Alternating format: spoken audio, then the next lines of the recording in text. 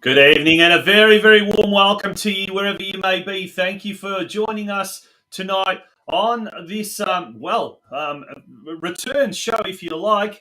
It's the Football Out West show. My name is Tonchi Prusek, and joining me tonight, Steve Curtin. Steve, good evening, and how are you?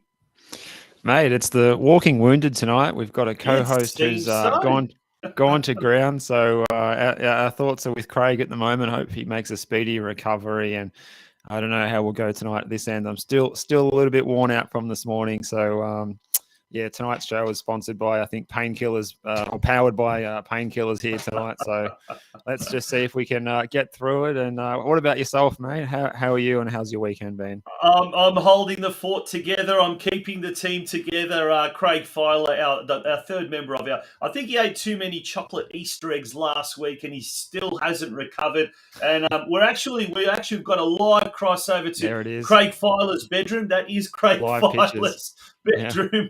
There's no movement there, is there? There's absolutely no movement. We might cross back later in the show and see if there's been any. Hang on a sec. Wait. Looks like there is something like. No. That's nothing happening there. He has been hit down by the dreaded lurgy. No, we're not talking about COVID or coronavirus. Seems to have the flu or something like that. Or maybe he was just screaming really, really loudly, full on. I don't know. But yesterday when he was coaching, I'm not too sure. But wishing Craig all the very best. Hopefully he gets better very, very soon. But, mate, we've got a massive, massive show tonight, haven't we? Do tell us who's coming on the show later tonight. Yeah, so we've got in our first section, which is extra time. There it is on the screen there. We've got STUART BEGG, the senior coach from the North Geelong Warriors, who are doing a good job, the men's side there in NPL2. They've been going along very nicely in recent weeks. And then in the second part of our program, which is the press box, we've got Western United's under-21/NPL3 coach and newly appointed academy director Anthony Frost joining us. So couple of big guests there from North Geelong and from Western United. So looking forward to chatting to each of those gentlemen tonight, Tonchi.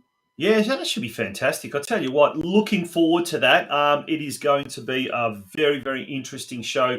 North Geelong are doing very well in the NPL2 competition, one of the Western Zone teams, really, really in form at the moment. So we'll be catching up with STUART BEGG a little later on in the show, or very shortly, hopefully. Yeah. And then, as we saw, Western United, lots of good news happening there.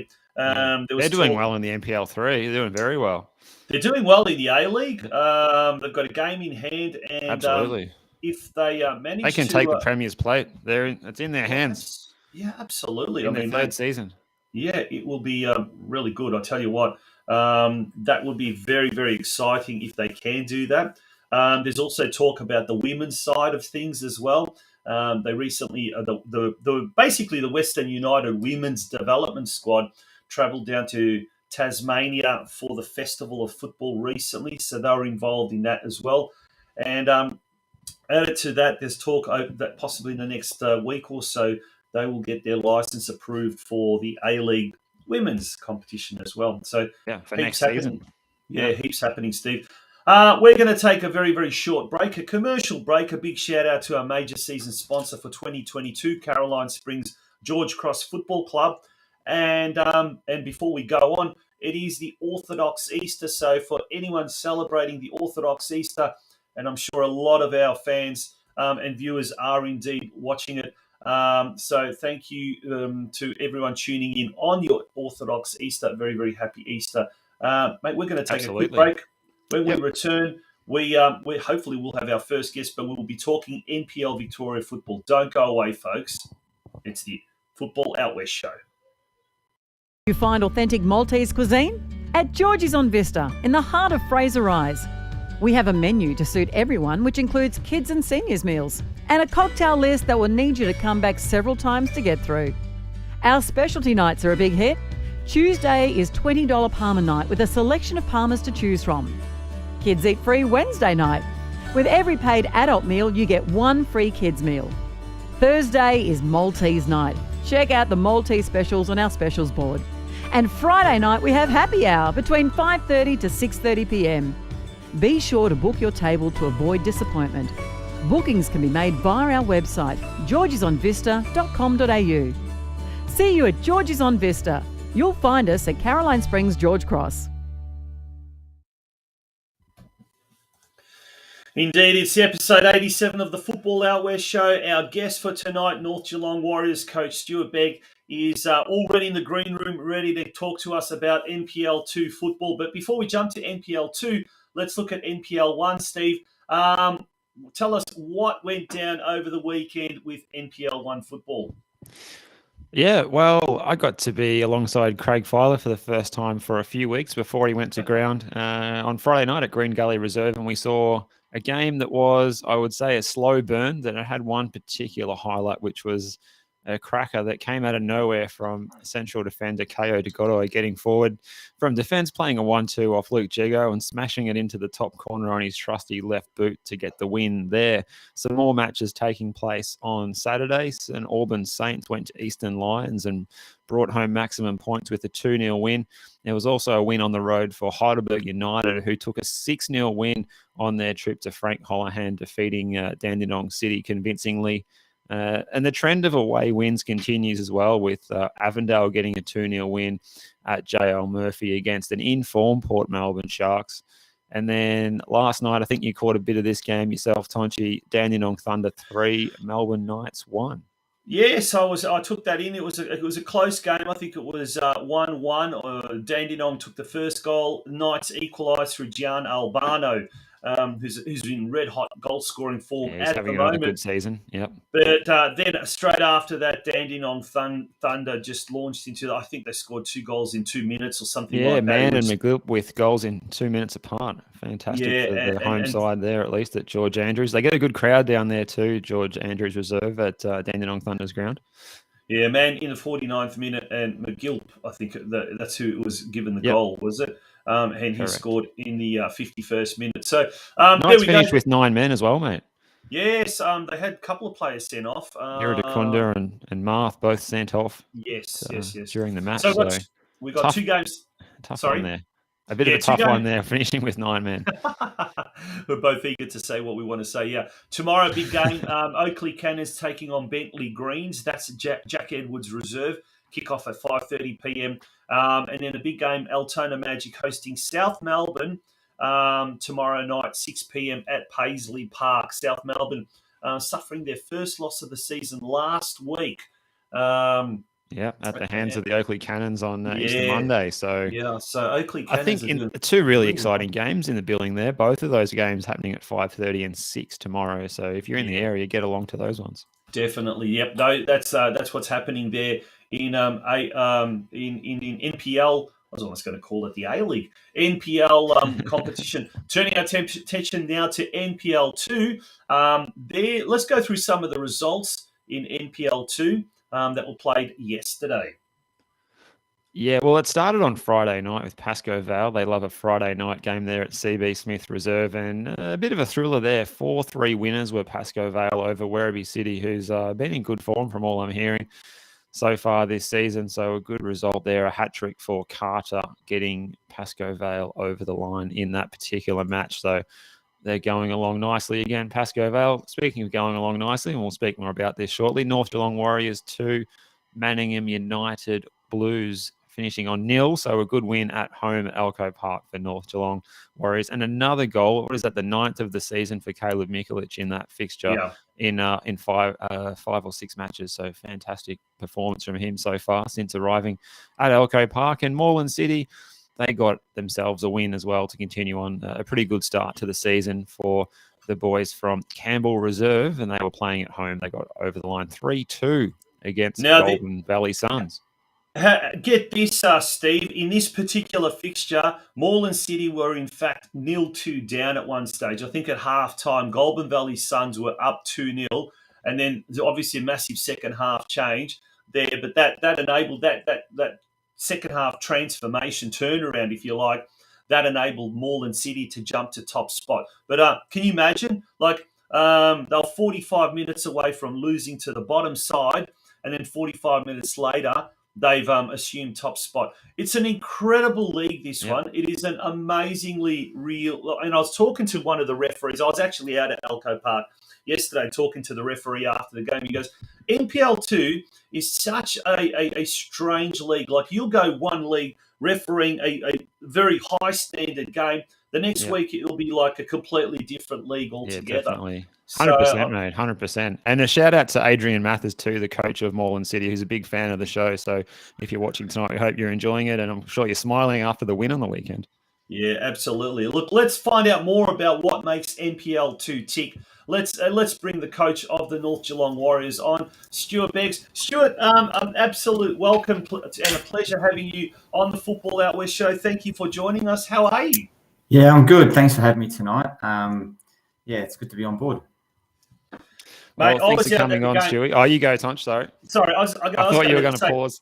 Yeah, I was out at the game yesterday, and it was a tight game. It was a really cagey game, and what we just mentioned now, Steve and I, how it's a very close. It's almost an unpredictable kind of a league, the NPL2. We saw Werribee City first few games were really doing well, 3 wins from 3 games. Now they've sort of bottomed out a little bit. And as we saw, Moreland City and Golden Valley Suns, it was 45 minutes from losing to the bottom side to actually going to the top of the ladder. What is going on in NPL2 Victoria this year, mate? It's an even competition. In every game we've played so far, regardless of the results themselves, I think every opposition has been quality. And they, each team can turn it on in any moment. I mean, if you have a look at Brunswick, they haven't changed much from where they were last year, and they just haven't had the results. But I know that they will. So I've said it before: anyone in this league can beat anyone at the right day. We've got some footage there from yesterday. The first goal, really, it was a bit of a defensive blunder, I guess, for Manningham. The ball bounced over their keeper who'd come out of the penalty box. And Caleb Mikulich was on hand to tap in or guide the ball in. But he's been an absolute revelation. 9 goals from 6 games, I think it is. He's by far the league's leading marksman. He's been a real pickup from the Melbourne Knights in NPL1 in the off-season. Yeah, it was very happy to have him on board this year. It was obviously a position that we were wanting to recruit, and getting him was very good. And when he's come on board, he's actually taken he's come into the environment quite well. So he's adapted himself very well, and we've adapted to him very well. And at the end of the day, if you get someone like him service, then he's going to score goals, and he finds himself in the right position. So he's going quite well. So it's good to have him. And how did the signing come about, Adrian? Was it a bit of a surprise? Was he shopped around, or was it early in the piece when you thought you might be able to nab him and get his services at the club? Pretty much. Obviously, he's got a couple of friends that Luka Jukovic is one of his good mates, and he's good friends of the family. And we knew that maybe Caleb might look to move, and just conversations were had, and it was an opportunity for him to get some regular time and play more games, and obviously come along for the journey. And he wanted to jump on board, and that's sort of how it sort of happened. It was just he was wanting to move, and we were there. Yeah, brilliant. Now, as we're watching more of the action from yesterday's game, what's so different from this North Geelong team compared to the one last year and even the one before that? There's a lot of young players within this team, but they just seem to be gelling really well. But from your view as the head coach, what's really been the difference? Has it been Caleb Miklich, or is there something more with the actual team as a whole? Honestly, I believe it's the whole squad. I mean, we've got a squad of 20 players, and I think this is probably the most well-balanced squad I've seen at the club. And talking to people who's been on before me, and they've said the same sort of thing. And when you create an environment that you've got good depth and, players willing to know their role and push each other in training sessions, you're going to get the best out of players. And a number of the players have been there for a few years, so we've got a good core group, and that's really it. They're willing to push themselves, and they understand that the ones that are on the fringe, that they know that they may not be playing that week, but they know they're going to push the guy who's in his position to make sure that he's firing as well. So it makes a difference. And speaking of young players as well, Adrian, one of the notable names on the team sheet, Noah Skoko, who's made himself a regular in that starting 11 and one of the youngest, if not the youngest, in the mix as well. How have you seen his form this season, and how good is it to have a young star being so consistent in there? Yeah, look, that's an interesting one. He came on board very early on when we started in pre-season, as we did. I mean, it wasn't just Noah. We have about probably 5 or 6 probably 16, 17-year-olds that were ciphering, going through early on in pre-season. And once Noah came in, he really didn't turn back. He was a regular with the senior squad, and he's grown so much as the years gone on so far. And the players are getting around him. They're making sure that they're keeping him in check. And he's got hunger. That's the thing that he does have. But at the same time, we know he's young. We know there's going to be issues where he's going to go through little flat spots, and he's not going to perform every week. But he's doing everything in his power to make sure that he is firing every week. And I think I said to you, Tunchi, a couple of weeks ago that if you have a creative environment around a young kid like that, you'll make a young kid thrive. And that's what he's doing at the moment. He's a good young kid. Does he feel the pressure? I mean, how old is he? 16, 17? So he turned 16 in January. There you go. Wow. And look, he's obviously his older brother, Luca, who won the best and fairest last year, has gone overseas, obviously having a dad like Josip involved at the club. How's the youngster doing? Is he feeling the stress, the pressure, or is he really just taking it, under his... Yeah, you know what? Both Luca and Noah, having obviously coached Luca for a number of years, they're very level-headed people. They understand, they know what it takes. I mean, obviously good pedigree helps, they know what it takes to get where they need to get to. And that's, they're very strong mindset. And, I'll give an example. There was a time when, we forgot the speaker in a game, and, it's very quiet in the change room, and he just whipped out a book and started reading the book. This is as we're getting ready, as we're just sort of focusing for the game. Fantastic. But, and that's fine. He's very focused on what he needs to achieve. So he's very level-headed. Who actually controls the speaker at the moment? I'm not going to put anyone in trouble, but yeah, we sort of share it around. I think the group that sort of looks after that. I don't get involved in that. Now, speaking of young players, there's a young player yesterday that I'm not sure, did he make his debut? Daniel Serra. Now, he's a young fella that scored 4 goals in the reserves game prior. Then came on the bench, came on in the last 5 minutes, almost was involved in a third goal. Actually, was quite an amazing piece of play there. He's just one of a series of young players at Alco Park that seem to be coming off that conveyor belt of talent. Are there any other players, in the wings that we should be sort of keeping an eye on? Look, I could name probably 5 or 6 in all honesty. Like I said, Danny probably started. He made his debut last year, and he's played a couple of games and done very well. So, we will know Danny's at, and Danny will get game time this year as well. The young kids that are coming through, I mean, if you look at the under-21 squad that we have, I think majority of them are made up of from the under 16s team from the year before and 17s team. So they're all very young. And there's probably at least 4 or 5 in that group, like I said, who are coming through the system, and we'll have them training in the seniors, like rotating through when we need them. So there's definitely a bunch coming through. Just a shame, Steve, that our colleague Craig Filer is off sick tonight. Otherwise, he coached last year's under-19 teams down at North, so he would have known a lot of those players, and he still keeps an eye on that. Speaking of the coaching crew down there, probably it's an opportunity maybe just to sort of give a plug to some of the assistants down there. But how does it operate down there? Do you have one big group that sort of looks after the 21s, looks after the seniors? Do you train separately? And how do you go about functioning or operating as a senior squad down there? One thing we established very early was, as in the squads, is making sure that there's pathways for those young kids coming through as much as we could. And with Josip being on board there, it's very good to have him coaching 21s and making sure they're coming through correctly. And the seniors are definitely involved in making sure that they're talking to the 21s as well. So we try and make sure it's a very close-knit group. With the actual coaching group itself, there's the three of us in a senior group, which is myself, Adrian, and Chugs. I'm not going to try and pronounce Chugs' last name. I think you might have Adrian Chuggo, former Carlton and Melbourne Knights NSL player.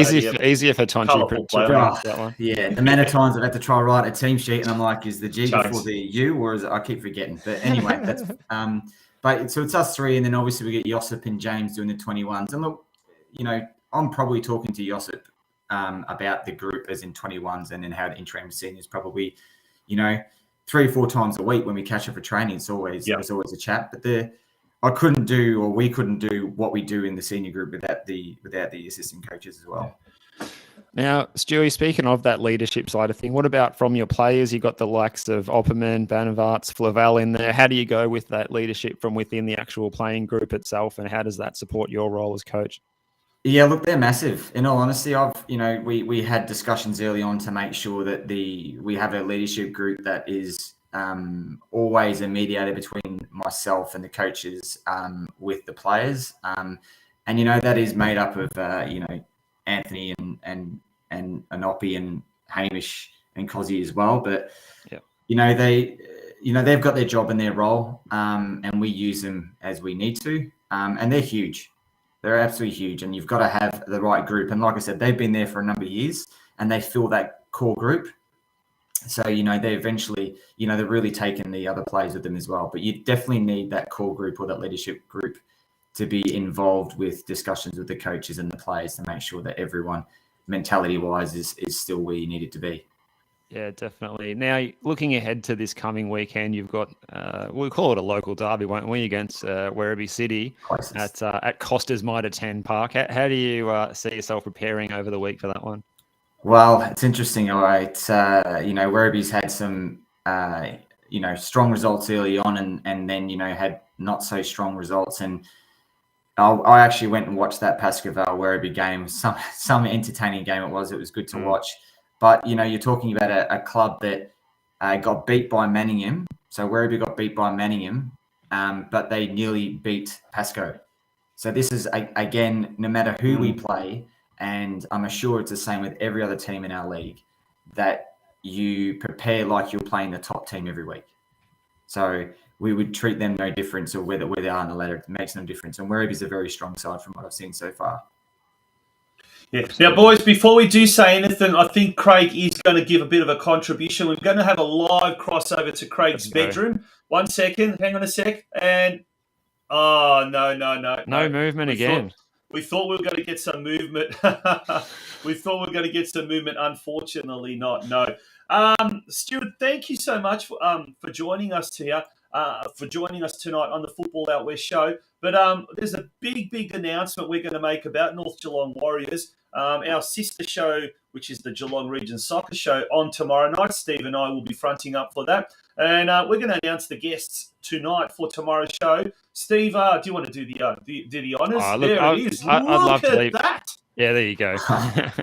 Goodness All right, I'll me. jump in there. So there you go. As you can see on the screen, if you're watching us through the stream, we've got the women's State 1 coaching staff there, Ahmed and Michael. So looking forward to chatting with them because that team is going places, that's for sure. Speaking of going places, the new signing as well, Caleb Mikulic, who's banging in the goals. And not only that, a very familiar face on the right-hand side there. It is none other than Tony G, who is the junior coach and head of under 12, under 13 pathway program. And I haven't caught up with Tony G for a while, so I'm looking forward to doing that. There you go. Tony Gregorovich does head the under 12, under 13 NPL pathway program.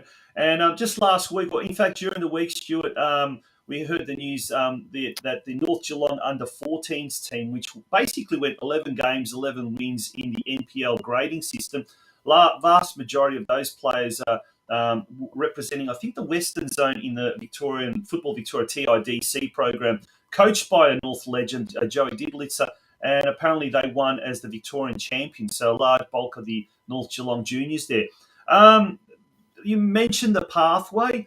That pathway seems to be extending all the way down, even to the 12s and 13s.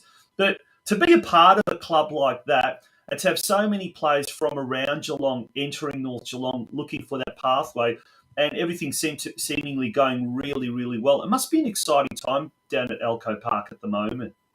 Look, it is. And, you know, I regularly talk to a lot of the coaches as well down there and parents. And it's one thing they've got right. Obviously, before I was even there as a coach, they've had it right for a number of years where there is the pathways coming through. And if you've got coaches with the pedigree that we've got in the right areas, creating players from underneath, you know, you're always going to have, you know, what to say, good end up product coming through. And like I said, they've done it for a number of years, and they've done it locally as well. So most of, like I said, even in our senior group, most of our players are local players, and that stems from all the way back from the, you know, the mini roos all the way through. So it's good to see. Mm-hmm. All right, Stuart. Well, thank you very much for your time tonight and coming on the show at fairly short notice. We really appreciate it. And we wish you the best of luck for not only the rest of the season, but your big match against Werribee City this weekend. And hopefully there's plenty more goals for Caleb and the boys to come in the coming weeks. No worries. Thanks, guys. Appreciate it. See you. Absolutely. Thanks, Stuart Begg, the coach of the North Geelong Warriors. Very exciting times down at Elko Park, and things seem to be going really, really well with the NPL2 side there. So a big Western Region derby next Saturday at Costa's, what's it called? The Costa's Park. Costa's Mitre 10 Park, also known as Galvin Park if you're yes, into the more conventional naming system. So that's just the usual venue there at the, what is it, the Italian Social Club there? Social Club, yeah, that's right. Yeah, so that's going to be a big game next week. We're going to take a very, very short break here on the Football Out West show. When we return, it's then time to focus on NPL3 Victoria, State League 1 men's, and indeed also the women's competitions as well. Don't go away. It's the Football Out West show, episode 87. George's on Vista is in the heart of Fraser Rise. You'll find us at Caroline Springs George Cross. Looking for a bit of fun with your meals? Tuesday night is bingo night. Bingo books are $2, eyes down at $7. And we have a special bingo menu for you to choose from, so be sure to get in early and grab a bite to eat beforehand. Friday night is poker night. Registration is from 6:30pm, with poker starting at 7:30pm. Why not join us beforehand for happy hour? Kicks off at 5:30. We're also on Uber Eats, so you can enjoy your favourite Georgie's meals in the comfort of your own home. Find us on the app. Dining in? Be sure to book your table to avoid disappointment. Bookings can be made via our website, georgiesonvista.com.au. Welcome back to the Football Out West show. And yes, Georgie's on Vista, home of the George Cross Football Club. Place to get along to. Last weekend, had the pleasure of going along and catching up with Mark Sultana and catching the match, which was a pretty thrilling match against Altona City, and had a bit of a meal there as well. So Kate and I got along and with our friends Clint and Emma and saw some big names there. Saw Vladimir Zetovic, he came and said hello. Oh, was and he? Yes. Of course, Craig was bouncing around. Apparently he's DJing there this weekend. So look out for that if you're heading down to the next home game. And caught up with one of my old coaching compatriots, Joey Vella, who's now the under-21s coach at at Altona City. So yeah, there's some big names getting around there and a big crowd too. So a really nice night had by all, and good to see Mark Sultana there as well. Yeah, fantastic. Now, a little bit later on in the show, we'll be catching up with Anthony Frost, who is the director of the Western United Football Club's Academy. He's also the head coach of the NPL3 team, and they actually are based at City Vista Reserve. So he'll be able to tell us a lot more about City Vista Reserve and the hospitality of the George Cross Football Club. Speaking of which, I'll be going there next Sunday morning. My little boy's involved in a junior match. And when the fixtures came out, we saw coming up against Caroline Springs, George Cross in round 2 away. Well, we could not wait. And it's his birthday next Saturday, so we might have to have a special birthday luncheon there at the Caroline Springs George Cross Club. Beautiful venue.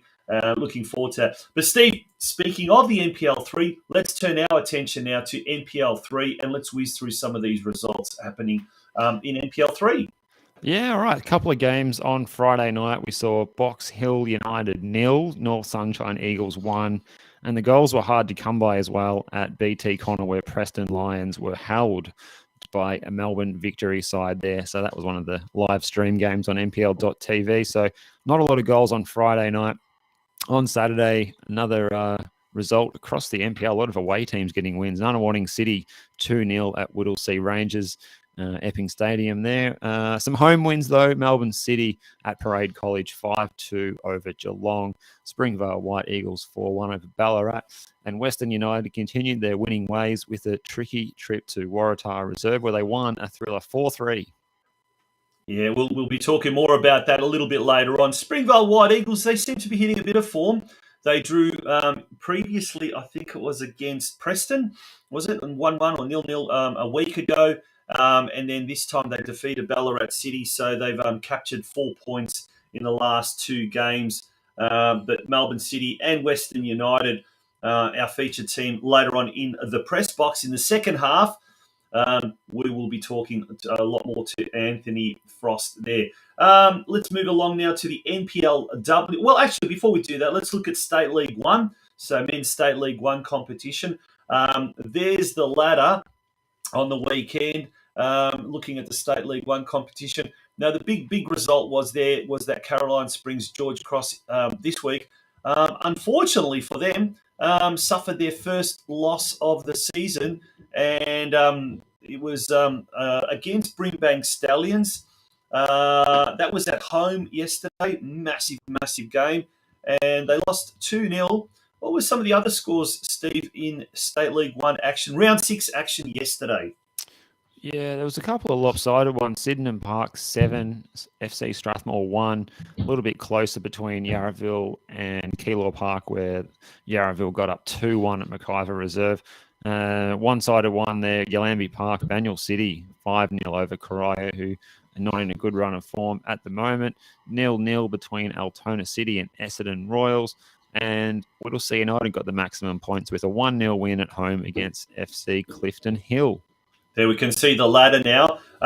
With the Essendon Royals game, that hasn't been put up on the ladder. So the result did come through in the last few minutes, as you said, 0-0. Yeah, so Essendon Royals totals. Yep. Yeah, that means they're on 11 points. But yeah, a bit of a congestion happening there. Caroline Springs George Cross at the top with 15 points, still on top. Banyule City in second spot with 13. Brimbank Stallions also on 13, and then Essendon Royals and Yarraville to an extent breathing down the neck of those leaders there. So look, let's have a quick look at the fixtures for next week. Where, mate, it's almost like already. Well, we're round 7 now, so we're almost 1/3 of the season way through the season. It's incredible how quickly everything just seems to fly, but. In round 7, it all kicks off on Friday night at Cross Keys Reserve there. A big game, this one. Essendon Royals taking on Brimbank Stallions. Oh, wow. That's going to be a good one. Yeah, that's looking pretty good. And then going through the round, we've got Sydenham Park and Yarraville on Saturday, also Keilor Park and Whittlesea United, FC Clifton Hill and Banyule City, FC Strathmore and Altona City. And rounding out the round, the late game on Saturday as they open their new pavilion at Hume Reserve is Corio hosting Caroline Springs George Cross. They're 5:30 p.m. at Hume Reserve. And the news from Corio was on Friday afternoon. They parted ways with their coach, Christian Bright, and the interim coaches. I think they've got two interim coaches taking the reins there for the time being. But they will probably more than likely announce a new coach this week. That's what I'm hearing on the grapevine. So one of the men who is constantly watching us, Santino Momoni, a big fan of the show, he might be able to shed some more information, but no doubt there'll be more information come the Geelong Region Soccer Show tomorrow. Steve, let's turn our attention now to NPLW, the NPLW, the Victorian Women's Competition. Now, this is the ladder before this week's results. Let's go through some of those results that we've had that we do know of so far. Yeah, we've got Alamein Box Hill. That was 1-1. And we're missing a few results for... There's been... How many matches have we had? We've actually had 3 matches take place. We haven't got the results submitted on Sports TG, at least for those ones. So yeah, apparently South Melbourne and Football Victoria merging, that has been postponed to a later date. Yeah. We're just missing Calder United and Heidelberg United and Bayside United and FC and Bulleen Lions. If you're at either of those games, which took place on Saturday, pop those scores in the chat there, and we'll read them out. Yeah, and then last but certainly not least, the VPLW competition. We're into round 3. This is most of the games were, or in fact, all of the games were played today.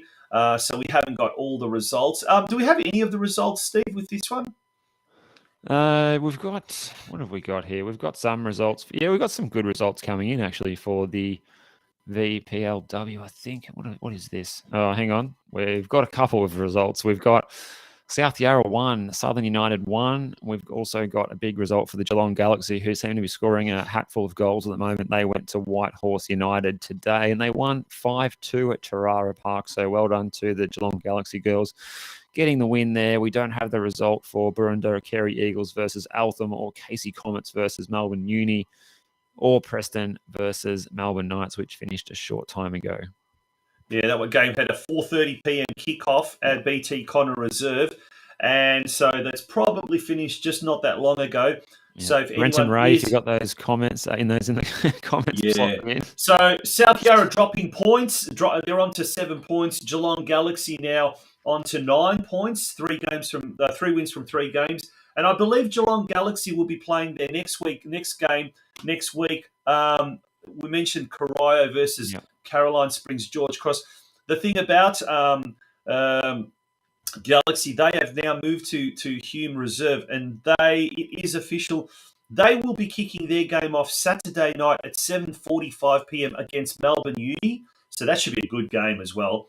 Melbourne Uni, 1 win, 1 loss. And obviously, we don't know the outcome of today's result. But they've moved to Hume Reserve, home of Corio Soccer Club. They've got these brand spanking new club rooms that are going to be unveiled next week, and that's going to be a huge occasion for the club. And no doubt they'll be looking forward to that. That's big news tomorrow, mate. That really brings us to the end of our. We'll have a quick look at the A-League, I think, Steve, because we are going to have our guest a little bit later on. Now, this is just before today's games. I'm not too sure if we know of the result of today's games, but got a couple of results today. Yeah, if you've got them there handy, just go through those results. So today we had Wellington Phoenix 1, Western Sydney Wanderers 0. So a good win for Wellington, who got to play that match at Eden Park over in New Zealand, and Ben Wayne, the scorer in that one. These results are quite easy to find when you go up to the professional level. It's funny that. Adelaide United 2, Perth Glory 0, Bernardo Oliveira and Nestroy Iridakunda in the 94th minute to seal it there, 2-0. So that keeps Adelaide United in, they're in 4th place. Bit of a gap between 4th and 3rd, because those 3 clubs at the top, the Victorian clubs, well, they're doing a great job. Yeah, absolutely. And we'll find out a little bit more about what is making that Western United tick this year. They're doing really well. We'll find out some more information about that very, very shortly. And but yeah, we've almost come to the end of the press box, or sorry, extra time. A lot happening. A big shout out to all the juniors as well. The community juniors kicked off today. Lots and lots of football action happening around the state today. And also the community leagues. I know the women's state leagues kicked off as well today. So lots of football action happening around Victoria. Great to see, mate. All the grassroots levels are really, really kicking off, and hopefully this will be a year where we will not have any interruption. It is an election year, so I doubt very much we'll have that. Absolutely, mate. No, good to see, and a lot of very local grassroots stuff coming back as well down where we are in Geelong. Of course, the Geelong Local League kicking off this weekend too. So a lot of people are excited about that. Yeah, folks. We're going to take a very, very, very short break. We've come to the end of the extra time a little bit earlier, so we are going to have a very, very short break. When we return, folks, it's time then for the press box, and then tonight in the press box we'll be talking to the director of the newly announced Western United FC Academy, and he's also the head coach of the NPL3 side, currently doing very, very well, sitting equal top of the on the NPL3 ladder. Anthony Frost, he'll be joining us very, very shortly. So, folks, don't go away. Grab yourself a quick drink and be back very, very shortly.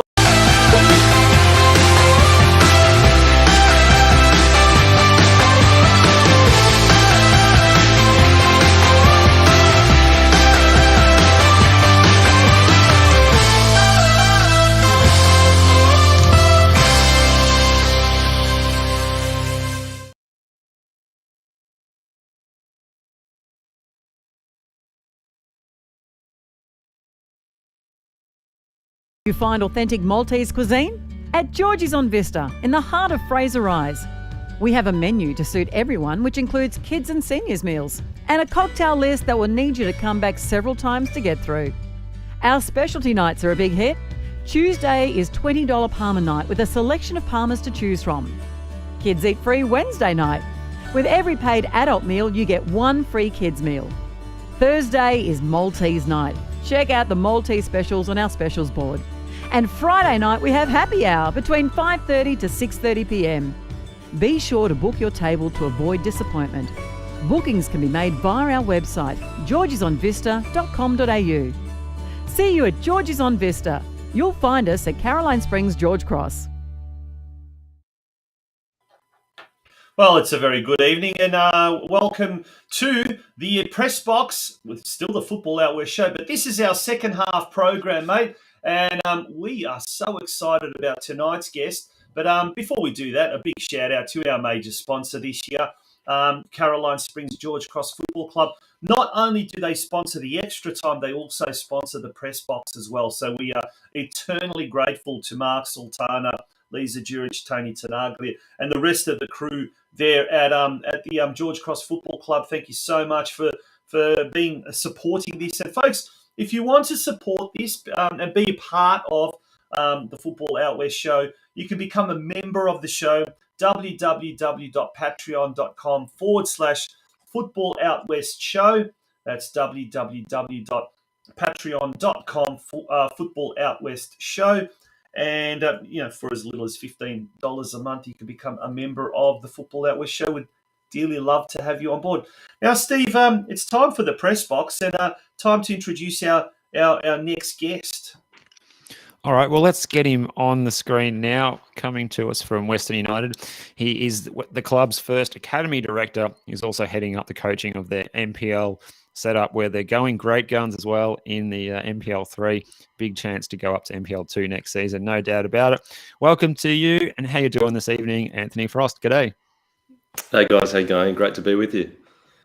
Absolute pleasure, and thank you for joining us, Anthony. We really appreciate your time, mate. Western United, there's a lot of exciting things happening there. Let's talk about the NPL3 team firstly, though. Seem to be doing really, really well. Obviously, most people wouldn't know too much about the NPL3 team. Sort of lower profile than the first team, I suppose, the A-League team. But tell us more about who are some of the exciting players, who are some of the kids that are up and coming that we should really keep an eye on. Yeah, thanks, Sanchi. Look, I think it's a great position that we're in at the moment. Obviously, the first team's doing very well.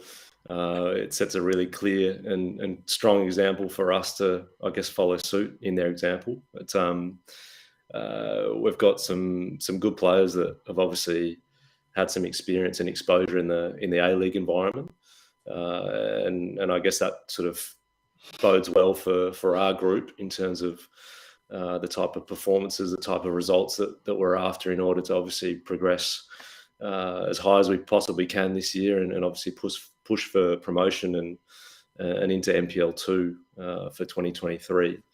But yeah, I guess in terms of some of the names that have featured so far this season, we've had Luke Dazelle, Dalibor Markovic, Christian Theoharis, Ben Collins, Adisu Bayu is also eligible but hasn't featured at this stage. We've got Reese Bozanovsky. We've got a number of players. I'm sort of conscious I'm leaving a few players out, but we're extremely excited about how things have obviously started and how we're looking to progress throughout the season. And yeah, well, I guess speaking of players that have been performing well recently, we had Noah Botic, who scored two goals in the previous fixture against Springvale to level that game up and make sure that we came away with the point. We've got players that are coming back from injury. Adjak Dew, who's one of our centre backs and scholarship players. He'll be hopefully featuring shortly, but he had his first minutes for the 21s over the weekend. So yeah, look, we're extremely excited, as I said, about those players that have obviously been in and around the A-League environment, but we're also extremely excited about I guess some of the younger players that maybe haven't had that same level of exposure, and I guess the NPL program provides a really good platform for those players to put their hand up and make themselves known, and obviously put them in the frame for John and his squad for future opportunities. Not only the back end of this season, we never know what could happen, but obviously next season and seasons beyond. So we've been really pleased with our recruitment in the off season and the work that we've done in pre-season to get the boys in the position that they're in at the moment. But we don't stop the work that we do to keep improving and keep developing, and we stick to our process, and hopefully that then means that the results will come, and we achieve what we want to achieve this season. All right, now let's just backtrack a little bit earlier in the piece, Anthony. Your decision to come and work at Western United as the academy director, the inaugural one, and head coach of the NPL setup, was it an opportunity that you jumped at when you saw it come up, or what was your thought process about going for it? And did you have to relocate, or were you already close by? Yeah, well, I'd had previous involvement with Football Australia and also Melbourne City. Obviously, Melbourne City relocated to Casey Fields, but for me, the opportunity to shape an academy and start something from scratch, and really sort of put in place some key things, some ideas, some methods that I really feel are fundamental and critical for the successful development of young players, it was too good to refuse, Steve. So yeah, it was. It's an exciting venture, I guess, for the club as a whole, and we're an ambitious club. We obviously got a tremendous opportunity to be the pinnacle sporting group, particularly in the West. But we have big ambitions beyond that as well. Yeah. So the ownership group and obviously the board and CEO Chris and obviously Mal, director of football, their vision for the club is something that I wanted to be a part of. So yeah, happy to be on board. Yeah, Anthony, when we talk about academies, I think here in Australia, I guess it's quite a new concept. Whether it's private academies such as, I suppose, things like Curva Coaching and Football Tech and Football Stars Academy, those private business type academies, or if it's something with the A-League clubs that they've started to form and start to set up. I guess it's still in its embryonic stage in Australia. But obviously in Europe or in Asia, it seems to have a longer history. When you looked at setting up something from scratch, like the Western United Academy, were you looking at sort of ideas of what people are doing here in Australia, or did you sort of look afield and look at some of the academies in Europe or in Asia or even in Northern America as your inspiration? Yeah, I think you try and take ideas from a number of different places, but you've also got to have a really good understanding of your own environment, your own culture, and obviously what has worked previously and potentially what can work in the future. But I think we have some key sort of fundamental things that we would like to implement, and we believe are going to be something that's going to be successful moving forward. We're conscious that at the moment anyway, we can't be at the same scale, the same level, and potentially the same level of resourcing as other European type academies.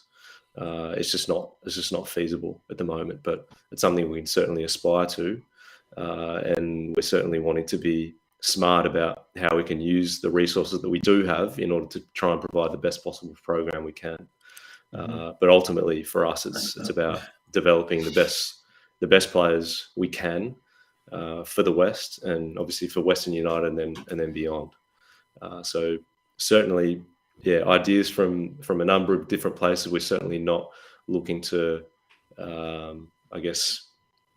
pick something, a particular model, and then embed it within the West. We've seen that model tried before and maybe not been as successful.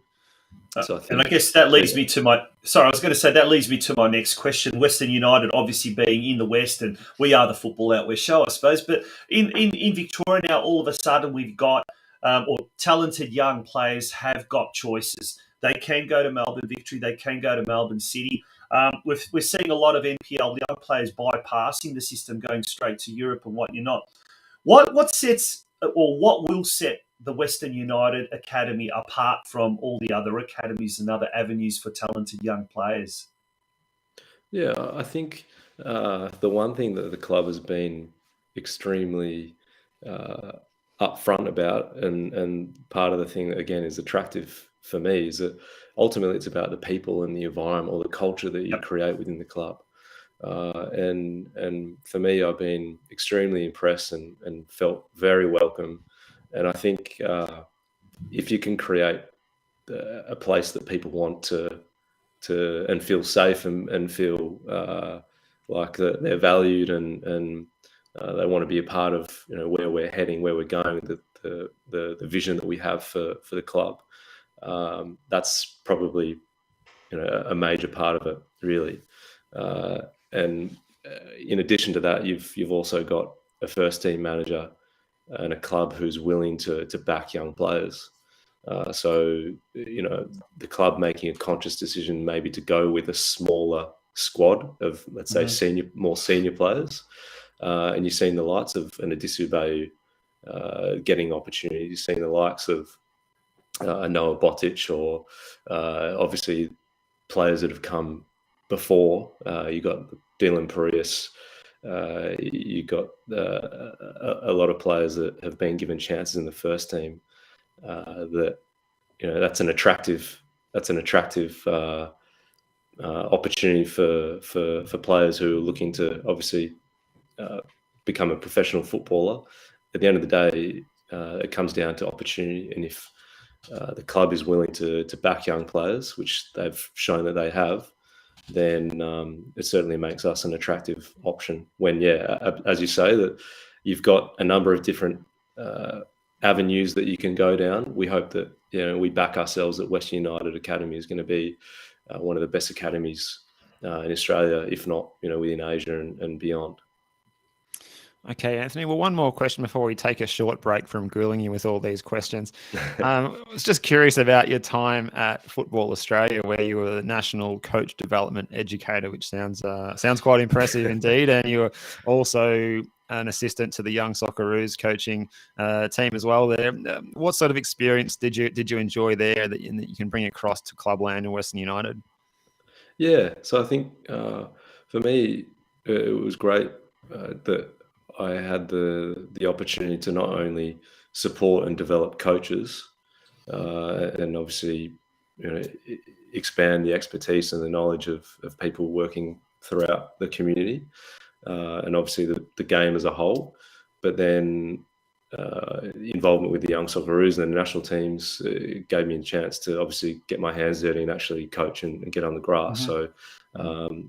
So that balance of obviously helping and teaching and supporting coaches, but also coaching myself, gave me a really good understanding of, again, what's required at the highest level in an elite environment. And I think, my experience in those spaces gives me a good opportunity to try and bring some of the things that I felt worked well and can be applied in our academy environment and our teams, or the team that I'm working with at the moment in particular. So yeah, look, very fortunate to have those experiences, those opportunities, and feel it's given me a good platform to be ready to take on the task that I have in front of me. Well, it's an interesting conversation we're having, an interesting chat we're having with Anthony Frost, who is the director of the Western United Academy and also the coach of the NPL3 side. Anthony, hang around. We'll have a short break from our sponsors, a couple of messages from our sponsors, and when we return, love to chat a bit about women's football, especially with the Women's World Cup coming up next year and some exciting things happening at Western United on the women's front. So, folks, don't go away. You're watching the Football Out West show. We'll be back very, very shortly. George's on Vista is in the heart of Fraser Rise. You'll find us at Caroline Springs George Cross. Looking for a bit of fun with your meals? Tuesday night is bingo night. Bingo books are $2, eyes down at $7. And we have a special bingo menu for you to choose from, so be sure to get in early and grab a bite to eat beforehand. Friday night is poker night. Registration is from 6:30 p.m, with poker starting at 7:30 p.m. Why not join us beforehand for happy hour? Kicks off at 5:30. We're also on Uber Eats, so you can enjoy your favourite Georgie's meals in the comfort of your own home. Find us on the app. Dining in? Be sure to book your table to avoid disappointment. Bookings can be made via our website, georgiesonvista.com.au.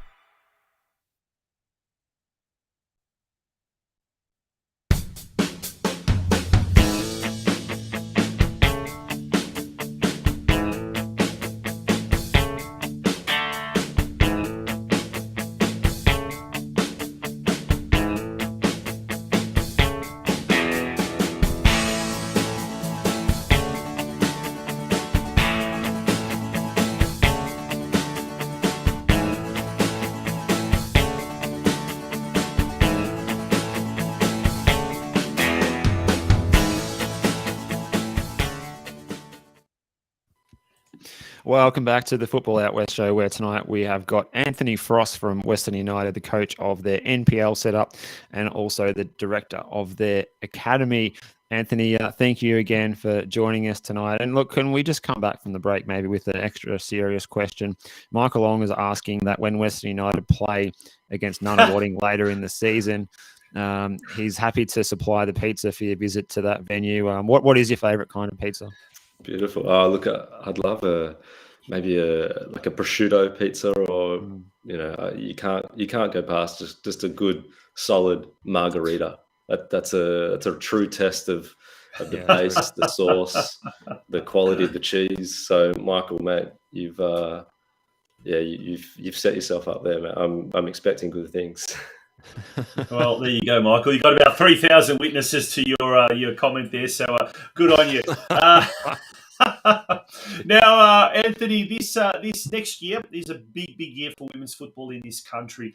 The World Cup, FIFA World Cup, everyone's excited about it. All the politicians, it's an election year, so no doubt they'll be rolling the cash promises out for female-friendly facilities, and our sport really needs to take advantage of this.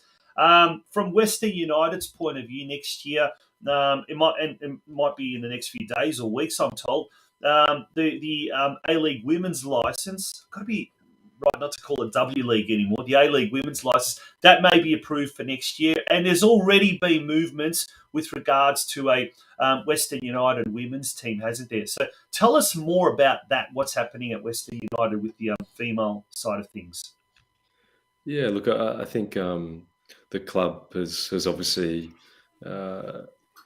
aligned themselves and have ambitions to enter that competition, which it makes sense that you have a club that is willing, an A-League men's club, with again our ambition to become bigger and better, and obviously have a women's arm to the program, just like a lot of other A-League men's clubs have as well. So I think the affiliation with Calder has been really positive, and we've seen just recently as well the women's team travel to Tasmania to play a curtain raiser against a local Tassie team. So certainly the club have put their best foot forward to make sure that they're in the frame to be given that license. And I think if things go ahead as we hope they do, then it's certainly an exciting time for the club that we have both a men's and a women's program, plus junior underpinning programs that support those two senior teams. But definitely, I think you can't deny that, particularly when we talk about playing on a world stage and hopefully producing players that can play for our national team, the more clubs that we have, the more professional clubs and the more opportunities for young players, means that naturally development is going to occur, and you get a better product, you get better players potentially that you can select from to play in your national team. So we're all hoping that things can go our way, and obviously get that license. And again, exciting time for the club. Certainly can't wait to see the first A-League women's side run out in the green and black. It's going to be a very special day, and then other future milestones like perhaps the first Matildas player to come through the club as well. Things like that. It's a lot to look forward to. And there we go, a picture of the girls there who travelled down to Tassie and played in that game. It was actually live streamed as well. I caught a bit of that one on YouTube the other day when they were playing that one. I think it ended 1-1. Good match in wet conditions. Now, I just want to talk a bit about the academy. Obviously, the club's in its third season of existence in the men's senior setup. The NPL setup's in its second. Where are we at with where we want to be, and what have we got to look forward to with in terms of the academy? What will the extent be of that? Yeah, so at the moment, I guess speaking for the boys' side of things or the men's side of things, at the moment we have two teams. As you mentioned, the NPL3 competition, the under 23s as we sort of call it, and then our under 21s, and then we would look to have an additional 4 teams. So at the moment, the structure for the junior boys NPL competition is under 14s, 15s, 16s, and then 18s. So we effectively go from 43 players on our roster to 123. So we've got an additional 80 players to find between now and I believe October, November. So it's a bit of a task. Obviously, you've got the coaches, the support staff, all of our processes, obviously facilities and everything that goes along with that. And how will you go about that? Will it be a trial system? Sorry to interrupt. Will it be a trial system, or will you have scouts going around to a lot of the games and watching players? Because as we mentioned today, the Junior Community League season kicked off today. And I think next week, if I'm not mistaken, is the NPL Juniors season proper. We've had the gradings up until now. And great to see a lot of the Western Suburbs clubs doing very, very well. And we mentioned North Geelong, who we had Stuart Begg, their coach, earlier in the season. One of their 14s, I think, are doing extraordinarily well. How do you go? Because it is a massive job, isn't it? So do you sort of fuse the two methods, or do you stick to one? Yeah, no, I think that's the right approach, is that we have a number of scouts within our network that we trust, have a good eye for talent, and can identify some prospective players for our academy. We would predominantly look to try and select from the West, but I guess we're an attractive option for aspiring players that might sit outside of our area, but predominantly we want to select players that are from the West, that will play for the West and obviously represent Western United in the future. But I think because of the timeline that we're on, we have to try and, as you said, have a mixture of the two. We identify certain players that we believe we can make offers to straight away, and then we'll have a trial period where it might be a larger cohort of players that come in, and we obviously whittle those numbers down. But I think it's important that we continue to have really strong relationships with our partner clubs and clubs within the West, because ultimately, that's where the players that we saw. Unfortunately, we don't have under 13, under 12, under 11, and so on. We're reliant on community clubs, local clubs to set the platform, set the base, the foundation, instill that joy, that love of playing, that hopefully lights the fire in those players to want to be the best they can be, and obviously we're the recipient of those players once they're sort of under 12, under 13. So look, it's an exciting time for the club. Obviously, it's not going to, I guess, be at the highest echelon in the very first year. It's obviously going to be a process that we'll work through, but we're, as I said, really excited for where things are going. And Anthony, in terms of facilities, how's things going with the NPL sides training at City Vista now, exclusively, I suppose, at least from the men's who are at the hangar? How is that going, and how do we see the academy sides setting up for facility-wise next season? And is the idea that they might be playing on that sort of number 2 pitch that's going to be built as part of the big complex at in the Wyndham region that's underway in the following year, perhaps? Yeah, so at the moment we're based out at Georgie's, which we love. Being out of that facility at the moment, we're privileged enough to have access there to actually playing our home games at home at our own home ground. Whereas last season it was basically every single game was away. So we're able to really form a strong base. We're fortunate enough to have great recovery facilities, fantastic change rooms, analysis area, multiple pitches, things at our disposal to make sure that we deliver a program to the highest possible standard. Obviously, a gym that as well we have access to, but again, it's sort of we're also excited to move on. That next chapter is the regional training facility that we can move into, and I think the timeline for us and our program potentially to be training or to have access to that facility will be sort of midway through maybe next year, if all things sort of go to plan. But as I said, it's we're lucky at the moment, but we're also looking forward to where things are going as well. Yeah, so obviously, like in the best case scenario, middle of next year, you'll have access to your own area. And we look, it all comes back down to facilities and what's available, and that's part of the marketability of any academy. But one of the other things, obviously, is the caliber of coaching.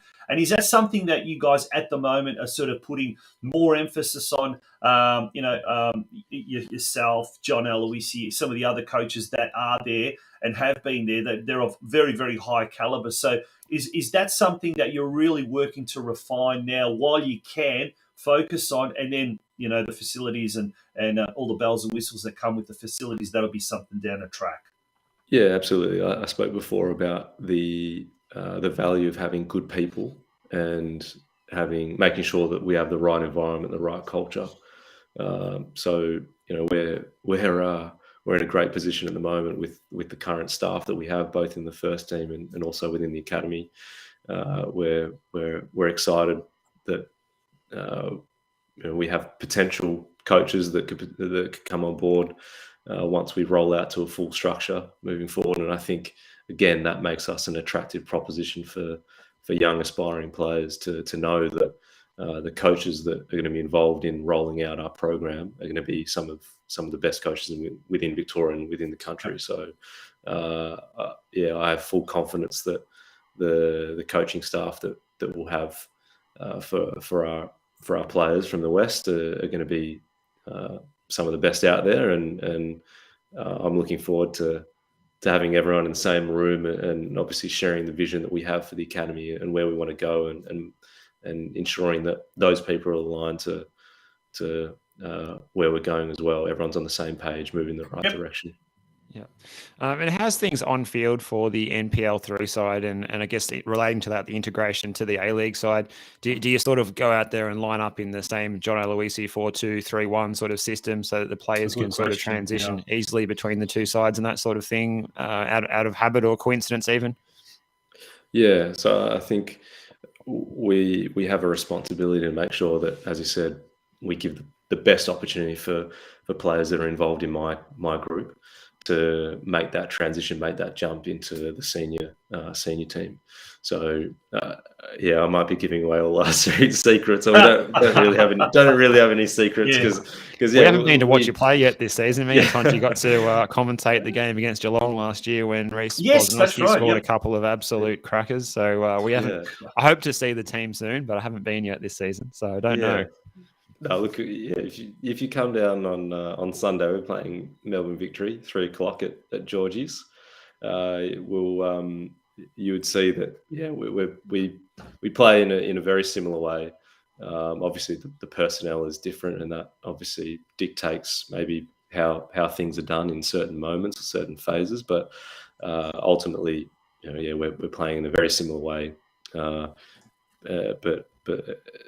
John has been extremely supportive, and his staff in giving his knowledge and expertise and sharing with me and the rest of the staff, what he would ideally like, and he's very much ensuring that the principles how we want to play are the same, and there's certainly give and take depending on the opponent and how we might look to try and set up to exploit particular weaknesses or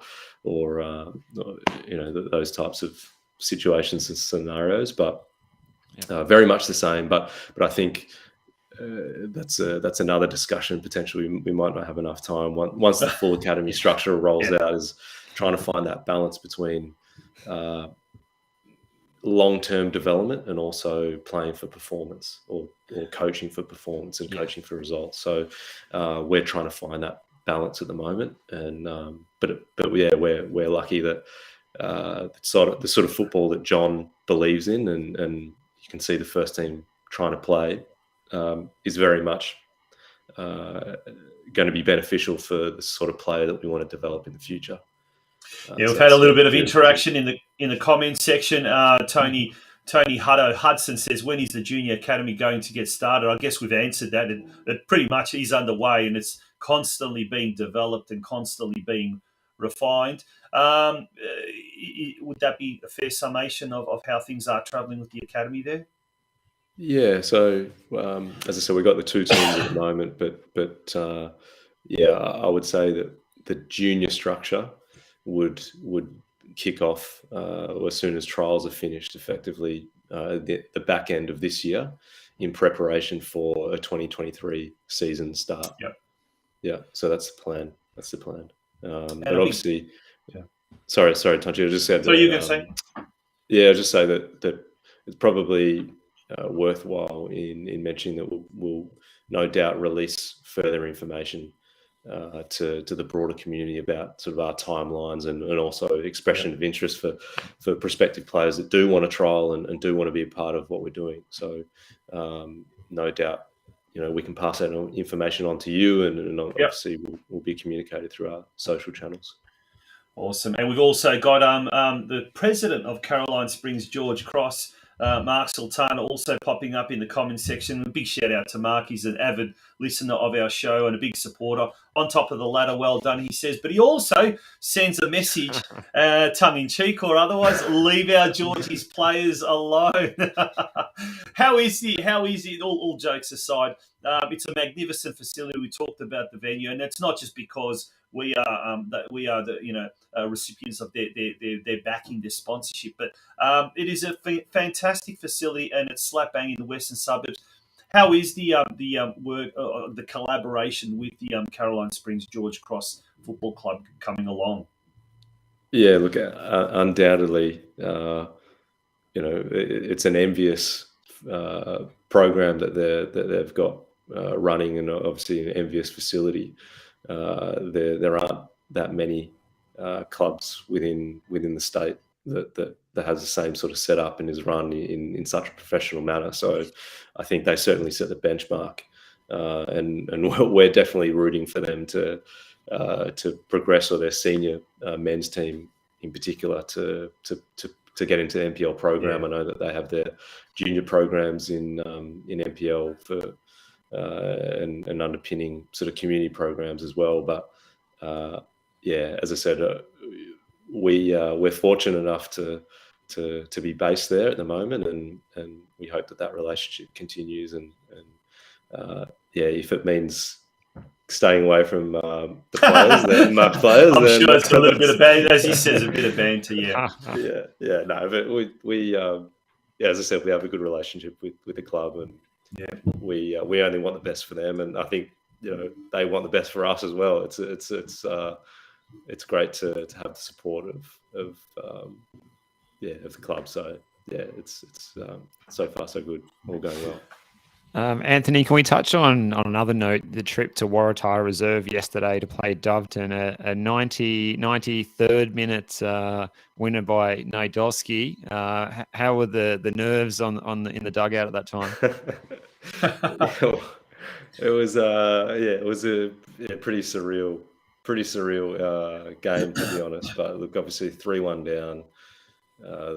We mentioned at halftime because we'd come back twice against Springvale the week before, so we didn't clearly the boys had been able to do it before, and they showed their strength of character and belief within the group to go out and obviously equalise, and then get the job done and score a winner at the death. So look, obviously very pleased with the result. Pleased very, very much so with the performance and the attitude, the behaviour of the players in the second half in particular. But I guess results like that show the character within the group and the togetherness within the group. Certainly brings you stronger, together stronger. But we hope that again that sets the platform for the rest of the season and beyond. That we can we know that when times get tough, then we can certainly push through and remain positive, remain calm, stick to our principles, stick to our process, and results will come. As we just look at the ladder once again for one final time there. Big game coming up next week, as you mentioned, Melbourne Victory on Sunday at City Vista Reserve. So it's second versus fourth there. And great to see that it's going to be at a good time, 3 p.m. there on a Sunday afternoon, so enabling a lot of people to come out and get there. When the boys come up against Melbourne City and they come up against Melbourne Victory, is there that kind of little bit of extra oomph to their contest? Is it it's probably I guess like an A-League bragging rights thing, and they don't want to be kind of left behind. Is it a lot easier to motivate the boys coming up against Melbourne City, Melbourne Victory, or are the lads very, very the consummate professionals? Whomever they come up against, they're fully motivated to perform really well. Yeah, well, I think I would hope that every game that we go into, knowing that what we want to achieve this year, everyone is motivated and engaged to try and do what they need to do to perform to their maximum, obviously for themselves and as an individual, but also for the collective. I guess Melbourne City game earlier this season, where we were able to come away with a good win. Maybe there's a little bit extra spice because some of the players within the squad used to play at Melbourne City, so you've got that little bit of rivalry. I guess I was also an employee of the club, Melbourne City, before as well. But look, I think there's certainly nice ones to win. But any win is a nice one too. So, and I guess that's the healthy rivalry we do need in this state to really take our football to an elite level, to a whole new elite level. So great to see, and as long as it's all done in the right spirit of sportsmanship, then that can't be a bad thing, I suppose. Yeah, Steve, have you got any questions? Any last questions? I guess just one more from me, because we've given Anthony a fair old grilling for about 45 minutes now, and he's been very generous with his time. Thank you so much. Yep. We're so grateful for it, Anthony. I was just going to ask a little bit about your time with the Melbourne City and working under that City football group. I call it regime. What was it like with all the riches that they have? And I guess that was in the days when they were at Bundoora mostly. And how did you find your time there and the investment in the game that the City football group brings? Yeah, look, I think you have to, take your hat off to, as you said, the level of investment and the level of resourcing that they're wanting to try and invest in Australian football, but obviously the club in particular. The move to Casey, again, another level of investment. So they're certainly in things for the long term. But being involved in the organisation, you get an understanding of, or you get the opportunity to get sort of insight from other clubs within the City group, and some good knowledge and a good understanding of processes that can be applied. When running your own academy. So certainly there are things that I've learnt from my time there that we can certainly implement at Western United. Obviously, you as we spoke about before, it's not a carbon copy. You need to make sure that where you go is fit for culture, fit for the environment, fit for purpose, and you take the good things and maybe you work on the not so good things. But look, fortunate enough to be involved there. But again, as I said before, we have an extremely great opportunity at Western United to really shape something that can be extremely exciting for the long term and great for the West in general. Obviously, our home being built and the project that is ahead of us. It's great to be a part of that and shape things for the better in the long term. Anthony, thank you so much for joining us. It looks like there's some very, very exciting projects and exciting things in the pipeline there at Western United. We'd love to hear maybe later on in the year, get a bit of an update with regards to all of that as we get closer, I suppose, to the start of planning for the next season. I mean, the current season just started. We're already starting to talk about the next season. But wish you all the very, very best for the year ahead in NPL3, as well as all the behind-the-scenes work in the development of the highly anticipated Western United Football Academy. Yeah, no, thank you guys. It's great to be with you. And I just wanted to say, obviously, we appreciate the support for, I guess, football in the West that you provide. This platform provides a great opportunity to give exposure to all the great things that are obviously being done at all levels of the game. So keep up the great work, and we'll look forward to catching up again soon. Absolutely. Well, hopefully we'll see you at a game soon. Yeah, for sure. Yep, Sunday 3:00. See you there. Good on you. Thanks very much, Anthony. Anthony. Thanks, guys. All the best, mate. That was Anthony Frost, the director of the recently announced Western United Football Academy. He's also the head coach of the NPL3 team, doing so well. They've got a big game next Sunday at City Vista Georgies on George Cross Football Club's home ground. We'll be there hopefully in the late morning, so might even hang around for that game if we get time. But mate, we're going to take a very, very, very, very quick break. Steve, when we return, we're going to wrap things up, and we're going to look ahead to this week's some podcast action happening both tomorrow and further on. So don't go away, folks. It's the Football Out West show. George's on Vista is in the heart of Fraser Rise. You'll find us at Caroline Springs, George Cross. Looking for a bit of fun with your meals? Tuesday night is bingo night. Bingo books are $2, eyes down at $7. And we have a special bingo menu for you to choose from, so be sure to get in early and grab a bite to eat beforehand. Friday night is poker night. Registration is from 6:30pm, with poker starting at 7:30pm. Why not join us beforehand for happy hour? Kicks off at 5:30. We're also on Uber Eats, so you can enjoy your favourite Georgie's meals in the comfort of your own home. Find us on the app. Dining in? Be sure to book your table to avoid disappointment. Bookings can be made via our website, georgiesonvista.com.au. Welcome back to the Football Out West show, Steve. Tomorrow night, the Geelong Region Soccer Show at 8pm. It's going to be simulcast right here on the Football Out West show Facebook page, the Geelong Region Soccer News Facebook page, and also live on YouTube on the Geelong Region Soccer Show YouTube channel. Big show, Yep. North Geelong Geelong Warriors. Special. There you go. Yeah. There it is.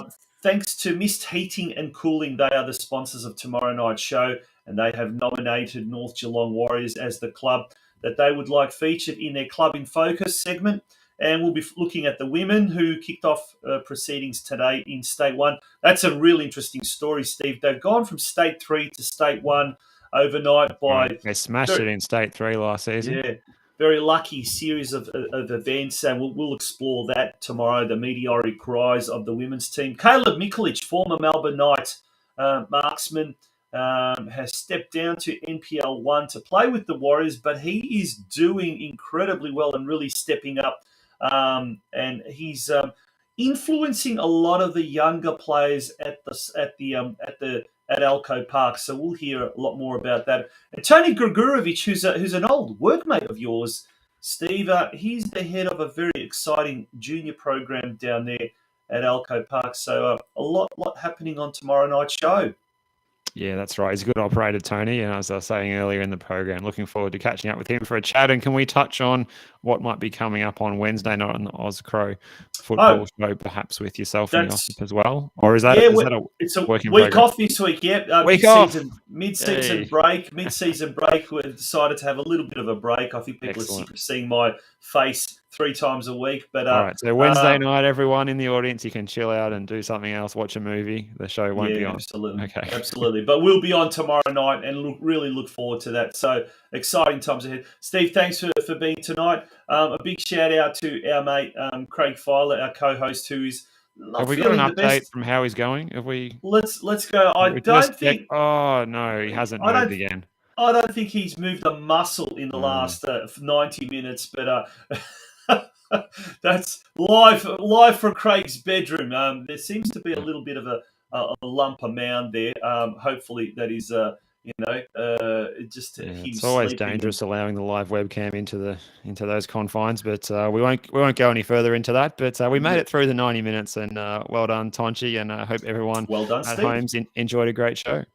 Thank you very much. Thank you, folks, for joining us once again. We look forward to having your company again next Sunday night at 7 p.m. And we will no doubt once again have some great guests on next week's show. And hopefully we'll have Craig Filer back with us as well. Good night, folks, and thank you for being a part of the Football Out West show. It was episode 87. Good night.